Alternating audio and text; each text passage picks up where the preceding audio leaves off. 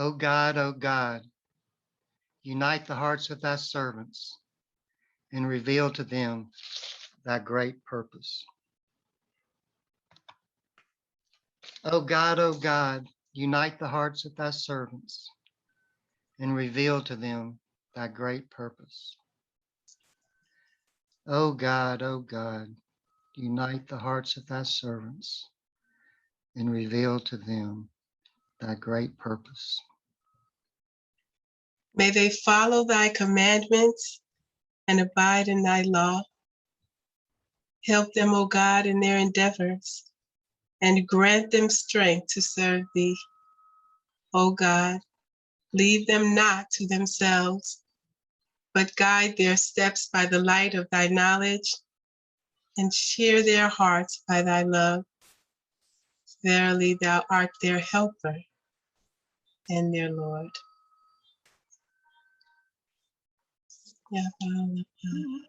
I want to thank everybody for coming tonight. I'm going to ask a question of, can we have it all? Can we have what the Baha'i dream is about? Can we achieve a civilization that fosters happiness, health, and prosperity for all? Can we have a culture we are proud of? The Baha'i plan for a spiritual economy says yes. But how? How can our current economic system be replaced with a system with economic justice and unity and prosperity for all? The common thread throughout the Baha'i economic plan is a cooperative business model that is based on the oneness of mankind. This business model relies on cooperation, collaboration, and consultation. The people in a Baha'i-inspired community learn together. Through learning together, like we do in the Ruhi books, we build the capacity to accomplish more and more complex tasks. The group intelligence and the teamwork developed could be found in the oneness in a village economy.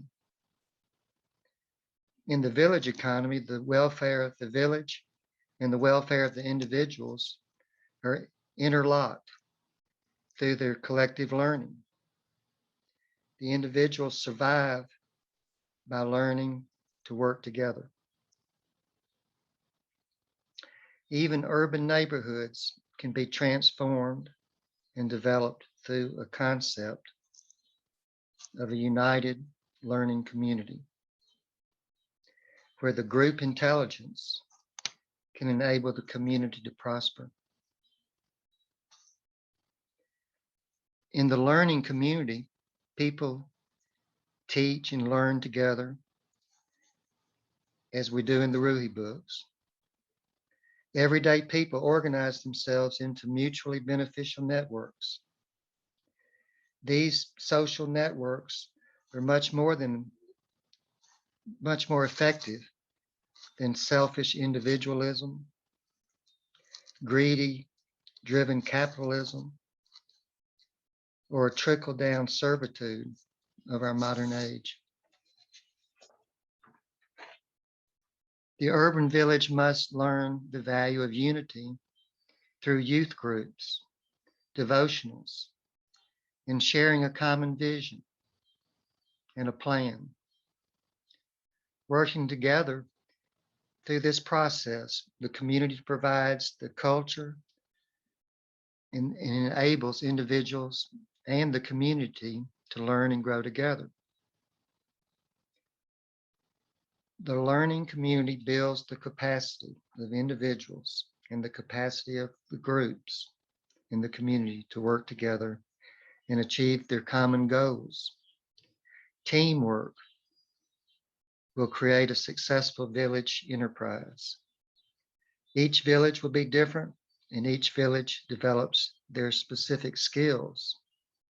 And each village economy develops their own social and economic development, utilizing the core activities of a youth group and a devotional and a plan and sharing a common vision.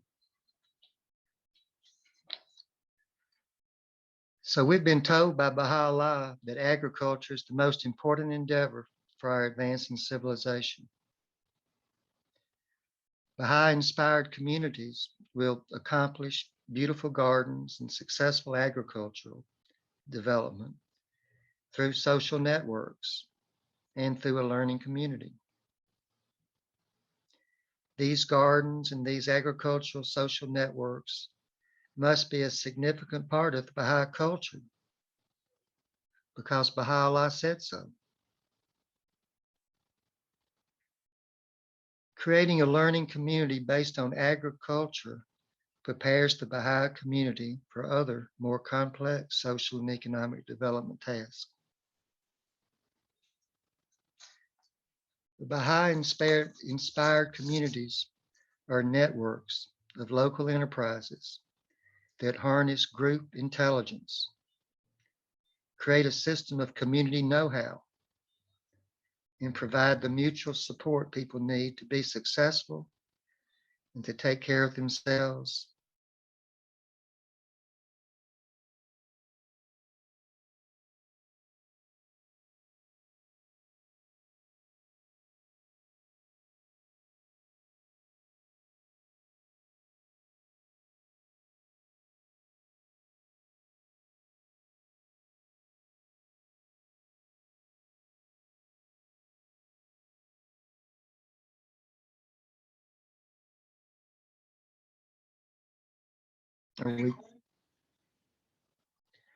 We can have it all when we share the common vision of Baha'u'llah's message. By following the Baha'i-inspired spiritual principles, the learning community builds long-term empowerment of the social networks, and we create a healthy environment that the world's going to need to survive. The community is spiritually strong because the individuals that have grown up in this healthy learning community with youth groups and devotional groups and beautiful gardens that provide healthy food are spiritually strong, physically strong, and economically strong. The real prosperity from the capacity of the willing individuals who are able to collaborate in these networks, that's the real prosperity, is that we have the capacity for these people to collaborate in the networks. These learning networks of people will have developed group intelligence in a community and can accomplish great tasks working as a team with a common vision based on Baha'u'llah's directions. So there's a graph that we can look at. Thank you, Aaliyah, for helping me for producing this graph for me. The as a landscape architect and an urban designer, we learn to do site plans, and we because each site's different, and we have to analyze what's the strengths and the weaknesses and the possibilities. But we also have to do a client analysis, because I can't just give everybody what I want. I have to give people what they want. And I'm lucky to have Baha'u'llah and the Baha'i religion as my client.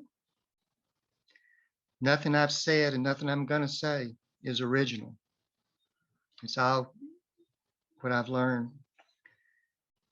And I never would have come up with these ideas on my own. I would have commercial revitalization, making buildings look nice or making parks look nice and having festivals and people having fun and people making money. But I wouldn't have thought about the spiritual solutions for the economic problems and building the transforming the communities, changing people's hearts. In agriculture, which I can see is so important, I, uh, I would have thought that was too much work for struggling people to do. So these, we're all leaves of one tree, and thinking of the community as like the human body. And so in the human body, our circulatory system has arteries and veins and capillaries. It has different hierarchies. And so, I talk about fractals sometimes, but a lot of what I'm saying is scientific. I'm going to kind of keep it real simple, but the Baha'i was ahead of his time and knowing we're leaves of one tree is a very deep scientific concept of how unity is created out of chaos. And so the Baha'i administrative order is the same form and function of leaves of one tree, where we have branches. We have a trunk and branches and twigs and leaves, and it's all united for the well-being of the whole plant. So with the Baha'i administrative order, we've got the individuals, and we have LSAs, and we have regional clusters, and we go on to the national and the universal house of justice. But it's these hierarchies where, just like the blood vessels that get all the blood to every cell, that we're all connected, and the energy can flow, the information can flow, and the materials can flow. And so I've used that model for the Baha'i agricultural network, where we have a neighborhood cluster with local garden clubs and individual gardeners that support each other, so that an individual gardener that may have the enthusiasm and the desire to follow Baha'u'llah's instructions, but if they don't have the support, they could fail. But with the structure, we can make sure that the whole is successful and the individuals are successful. And the same thing when we start the agricultural network, that every community or all the communities that learn to work together and develop this group learning and this capacity to work together, they can take that same knowledge and teamwork for other social and economic development projects. At the bottom left-hand corner, I've got the Baha'i Community Corporation, which is the same form and function. The form follows the function of uniting the people and using that for the social and economic development, that we can have businesses, the agricultural business that can have flowers and food and growing ornamental plants. And it can be organized so that it's making a profit, and we can have a storehouse so that we can do good things with the money we earn, and the people that are doing the work get paid too. And we can use the same model for other businesses, whether it's a home health care or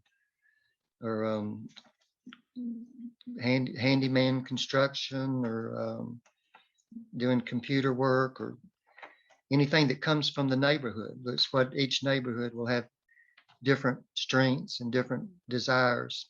Just like each gardener, some people might want to grow flowers, and some people might want to just have a tree farm that they can make a lot of money on it, and they don't have to do very much work. Or somebody might want to grow food that they can eat healthy food. And so I'm kind of wrapping it up for questions.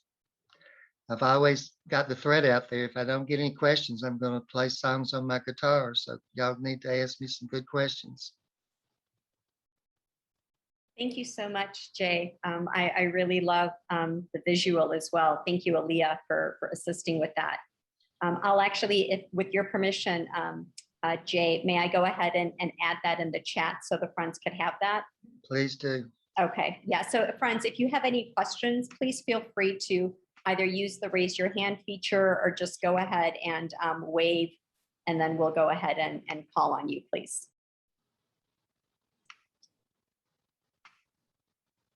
And then remember, Jay is going to be with us for another 2 more sessions. So it's every 2 weeks. So the next session will be September 8th.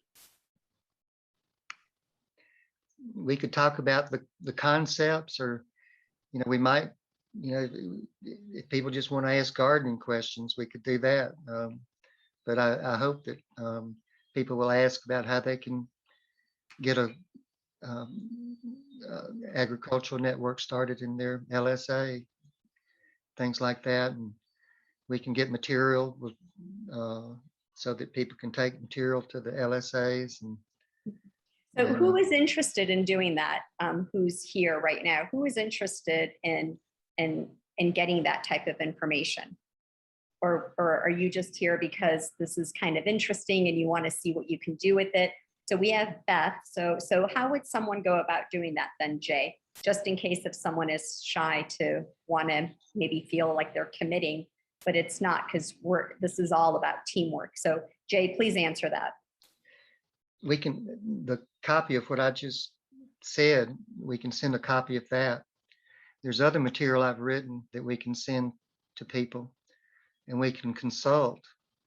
And eventually we'll have a website where our learning community will always be connected and asking and able to get information they need. We just need to get something started in different cities, and eventually a city like Birmingham and Atlanta. I drew the graph at the cluster level, but it can extend beyond the clusters, and learning how to collaborate with each other. I've experimented with almost everything I propose, and one of the things that we can make, if we're interested in making money, that's one thing we can do, and people need to be able to make money. But also growing food is important too, and it's really underappreciated, the food dilemma, and either that we're not getting as healthy food as we should, and we could be without food someday. And Odessia is a good example of what we would do. We've got my neighborhood. I hope that people can come to my neighborhood and be part of, learn how to do the agricultural network. So as we grow, it'll I've used the example before as a snowball. It gets bigger and bigger, more people get involved, and we just sort of need to get it started. The way people could make money is if we all grew one plant, like irises.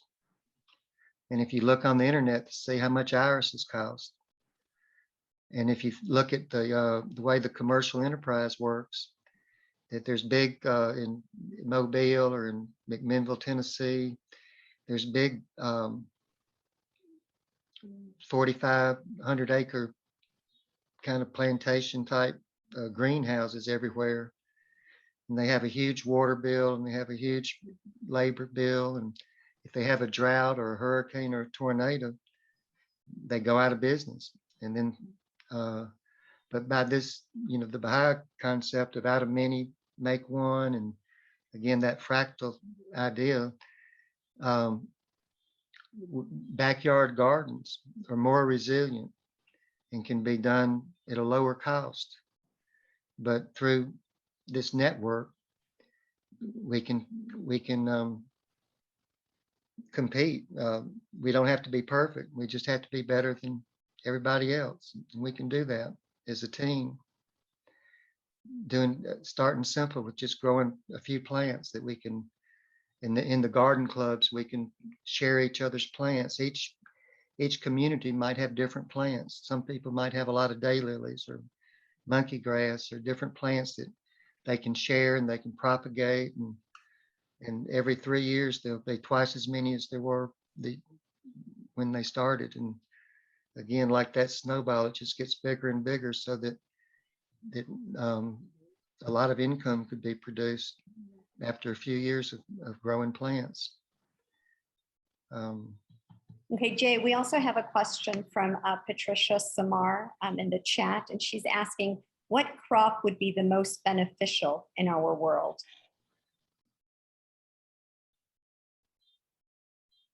Well, there's plants that could be used for healing.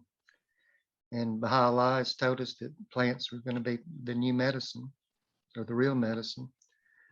So some people might want to grow something to save their life that way. I grow a lot of aloe vera plants. I love aloe vera plants, but the food that we eat is probably going to be the most important.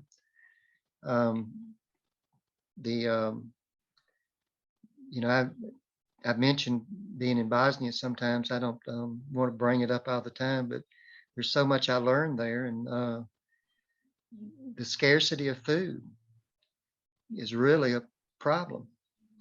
Those people in Afghanistan, I bet a lot of them aren't eating, and they're not getting their medicines and things. And when things get tough, just like in Odessa, where the Baha'i gardens save people's lives. And so, I guess that, again, every site is specific and every person is different. And everybody can do what they want to do.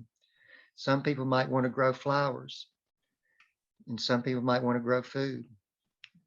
I think that the food and the medicine is the most important, but right now the ornamental plants are the easiest to make money on. Okay, thank you. And we have a question here from Aaliyah. Aaliyah, please unmute yourself. Certainly. So in thinking in terms of bringing the food or flowers or whatever it is that we choose to grow from our gardens, what is that process of bringing it to market, and how do we actually make money?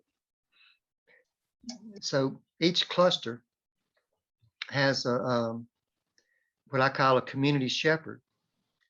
And that community shepherd is somebody that has some know-how, that can buy plants wholesale, or that can propagate plants or grow plants from seeds. So everybody doesn't have to do that. One person or one little small team can be the production and distribute it to the garden clubs. And then there would be a broker that can check the internet. They could check the construction. Maybe a big, I was saying this the other day and it showed my age, but I worked on a South Central Bell corporate building one time, and they used hundreds of thousands of square feet of monkey grass. So the contractor had to find that a big quantity of monkey grass. And our network could get that contract and supply that. If we had a social and economic development where we had a landscaping business that was part of our network, then they would get the job because they could compete with everybody else and get, put in the best bid, because they would be able to get their plants so much cheaper than anybody else. But so to really answer your question, the broker, there would be one person that would help all the individuals sell what's grown in their yard. They wouldn't have to go sell it themselves. By working as a team, everybody doesn't have to do everything for themselves. That hierarchy makes it run efficiently. Thank you. Yeah, Jay, just want to remind all the friends within the chat, we also have a Facebook group page that friends can join in. It's called, very simply, Baha'i Agricultural Network. And the link is right there in the chat. So if anybody would like to, be in the know, we do sometimes, have Jay make some posts, and friends from all over can make some posts, especially if you have a garden yourself and you'd like to share what you've been doing. What a great place for you to be able to do that. Okay, we have another question here from Beth. She says, what about animals such as sheep and I can't read that other word for clothing. Alpacas. Oh, alpaca. Okay, yeah. Yeah, I probably didn't spell it right. Okay, no, that's okay, please. Yeah. Well, I said I'd experimented with everything, but you found something that I hadn't experimented with. I know from zoning and things that you can get away with growing chickens better than you can get away with growing alpacas and sheep. But if you're in the country, and there are people that are part of the network and people that take the Baha'i perspective for agriculture and food that could, give us a lot of information on that. And soon, if we get the ball rolling, we'll have a website and that can support that. And I would be, happy to, be providing information. And if other people, if I didn't have the information, we could find somebody that did. There's another question here in chat, and it's from a friend from Uganda. So Janet, I guess it's a statement. She's saying that regenerative agriculture is the only technology available to draw down carbon from the air into the soil. It's important to keep roots in the ground 365 days a year, trees and perennial grasses, as well as food crops. That's right. When I took the class on Baha'i perspectives on agriculture and food, which I recommend everybody taking, it's a great class, and the climate change and that agriculture is an important piece of solving that problem, and we can all help. Can I just follow that up a little bit, because maybe people are not aware that right now the way that agriculture is done is responsible for 1/3 of our greenhouse gases. And from all the fires and the droughts and the flooding, and that the climate change is a real thing. And if we do regenerative systems of agriculture instead, which is what Abdul Baha illustrated in the village of Arasiya, and what Baha'is in Fondayak and so on are illustrating around the world. When you do regenerative agriculture, you're focused on increasing the biomass in the soil and in the trees and the things that you grow. And so therefore you're not only not putting 1/3 of the greenhouse gases into the atmosphere, you're actually sequestering the carbon that's in the air already into the ground. So it can make a huge impact if we follow the models or influence or social discourse, or somehow influence the way that in which agriculture is done. If it's done with reverence for nature, then it's going to be a different way than what is right now. It's all about maximizing profits, and it's not about maximizing nutrition, and so things are changing. About 10% of the farms in the United States now are going into regenerative agriculture, and there's carbon credit funding for the farmers to do that. Like I was on a Zoom today with a farmer with 1,000 acres, and he's getting $15,700 from carbon credit funding for growing cover crops like vetch, which is really great for the bees as well. and for animal feed. And so his soil is never exposed. It's always growing something. And then there's other countries like the UK, the government pays the farmers to plant trees and take care of the riparian areas. So there's a lot of things that can be done to really change the climate if we could just, focus on local growing and local eating, because a lot of the money, a lot of the fossil fuel use is in moving the food. In Ontario, the food is moving on average 1,600 miles from where it's grown to where it's eaten. Well, that's a big lot of energy, and when you use these synthetic chemicals, it takes a lot of energy to produce those, and then they spoil your environment and ruin your soil and pollute your water. And it's not just carbon that's the problem in the atmosphere, nitrogen is even worse. But when you use nitrogen fixing plants, then you're fixing the nitrogen in the soil again and out of the atmosphere and out of the water. There's chronic kidney disease from too much nitrogen in the water. So we can do so much if we just, and I can send, if anyone's interested, I can send a whole list of all the different JY books and lessons where they're specifically talking about quotations from Baha'u'llah or lessons that can be done to bring these teachings into the core activities. Mm-hmm. Yeah, why don't you go ahead and put your email in the chat, and then the friends that way could reach you. But, I was just also thinking, Jay, because something that, she just touched on, what a great way to also be of service to humanity.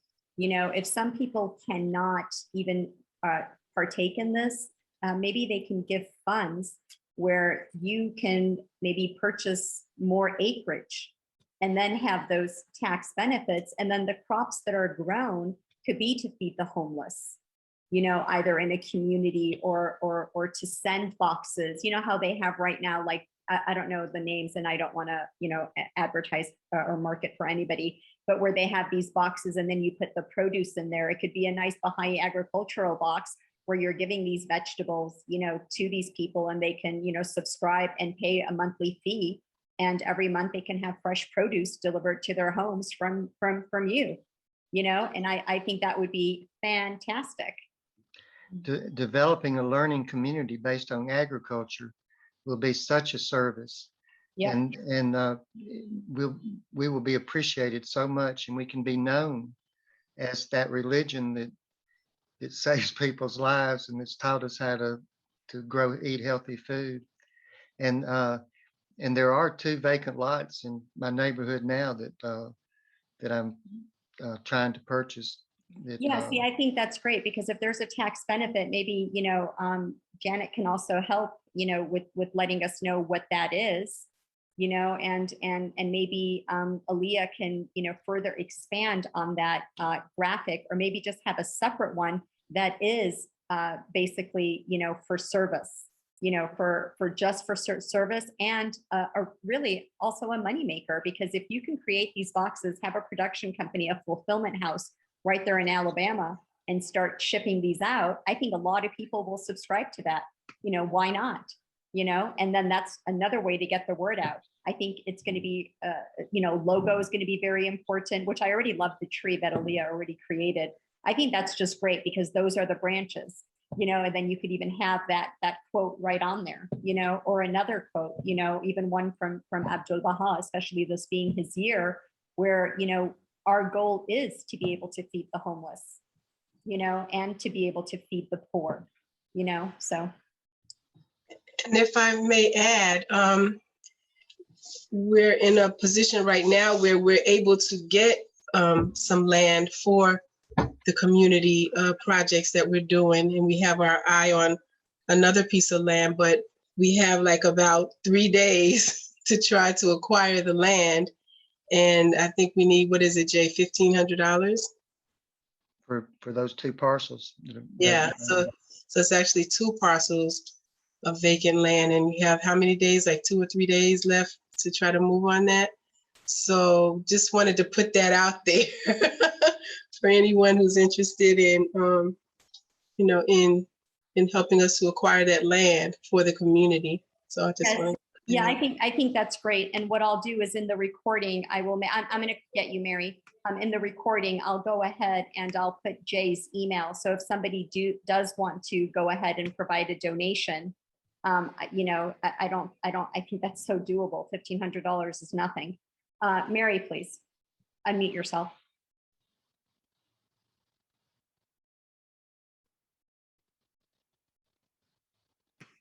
Okay, sorry, I'm not a techie, so I get stuck. Yeah, go ahead. That's fine. But I wanted to say that I have been very excited this year because finally,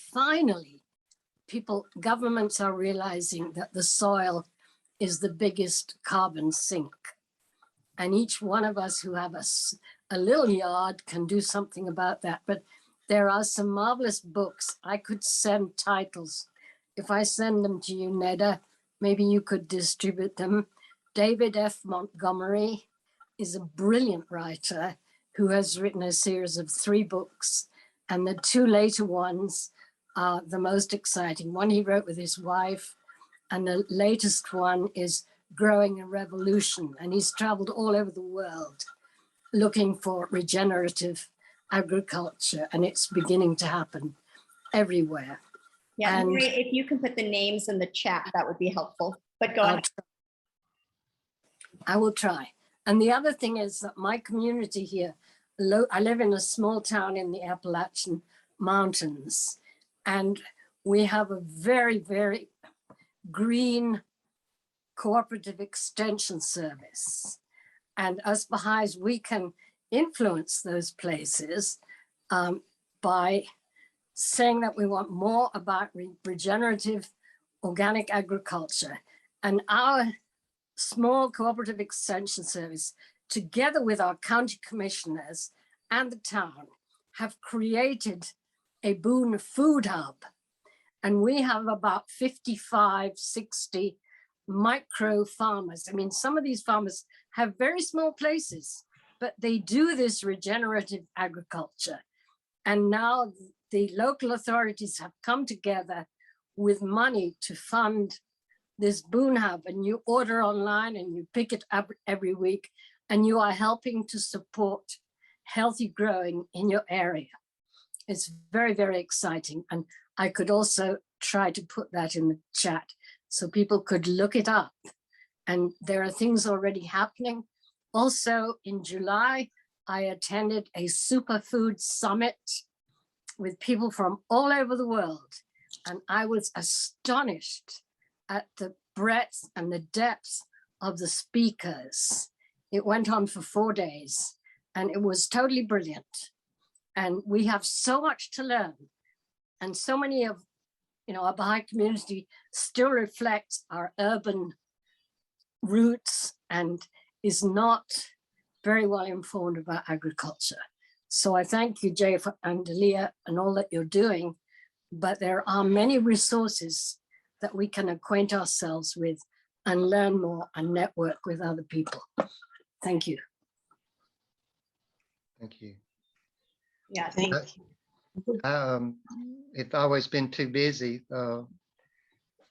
to chase grants, but it's easy to get grants to grow to build greenhouses and to do composting and these kind of things.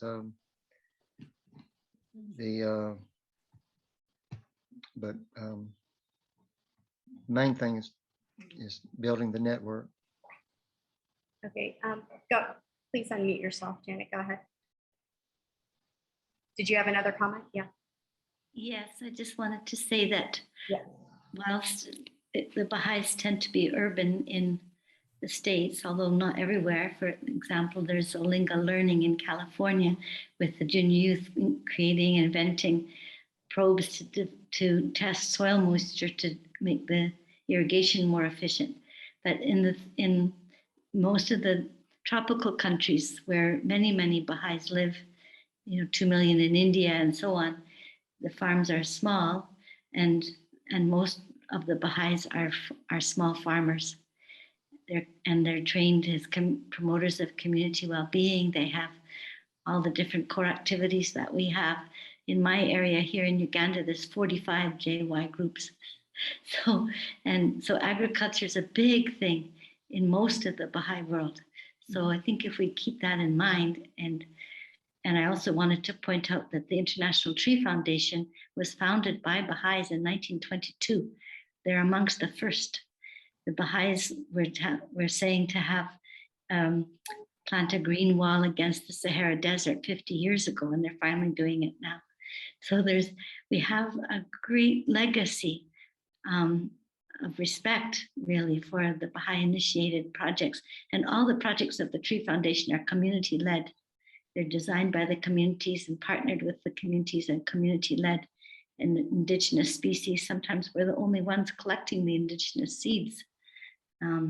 So I just wanted to point that out, that if we think of ourselves as a global Baha'i agriculture network, there's a lot of expertise and knowledge and training and capacity building. We have special books. We have 25 books through the foundation. Was called Kimani Ngeo Foundation for Science and Education. They even have children's books in the Indian equivalent of that, which show the children how to grow things. And the founder of the Tree Foundation was very keen on working with children. So another thing that the International Tree Foundation does, this is 99 years later, it's maybe the 100th anniversary next year, is to work with children. And I think that's really important too. In the diagram, we started with the clusters, but we could have the lower Mississippi Delta clusters, and we could have the Appalachian Mountain clusters and the Gulf Coast clusters. So, and then from there we can have the national cluster and the global Baha'i agricultural network. So that same logic can be applied, could easily be applied up the scale as well as down the scale. And also, most of my background is in research has been urban gardens. So there's a lot that can be done in urban communities. And to me, that's, that's where my heart is, and the potential is great. Yes, I'm glad that it was mentioned about global, international. My husband and I are currently pioneering in Nigeria. I haven't gotten back there yet, but he's there now.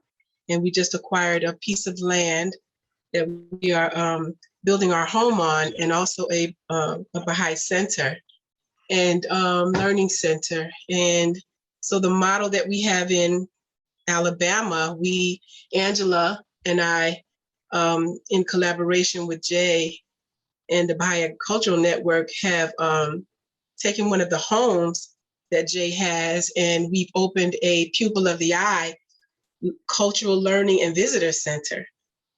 So we're modeling that in Nigeria, but we also just acquired a piece of land behind where we're building, and we were hoping to be able to duplicate that there. So I had planned to ask Jay about maybe doing some tutorials, because we had talked about some video work. So I had planned on proposing that maybe we could do some tutorials for beginners like me, and be able to, to share those with people in the network who are coming in who have a purple thumb like me.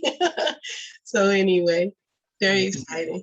We want to develop a learning community, and so we have to everything we can do to create this learning community and get those individual gardeners the support they need. And there's a lot of knowledge out there that Janet and I saw Kim was the two of my teachers from the Baha'i perspectives of agriculture and food are here. And anyway, there's knowledge that the Baha'is can disseminate and work as a team in a learning community. We can pull it off if we have willing participants. Yeah, I think that's a great idea, Aaliyah, with the tutorials. So I think that's a good place to end. because if we don't have an ending point, and this is going to allow for a further, more elaborative presentation on September 8th. So please do have your questions ready. Have your friends who are interested to partake, share the registration link with them. And again, Jay, seriously, I always believe there's a reason why people meet one another. There's no such thing as coincidence. Everything is planned. So thank you. Thank you for sharing your knowledge with all of us. I want to thank those people that came to the meeting.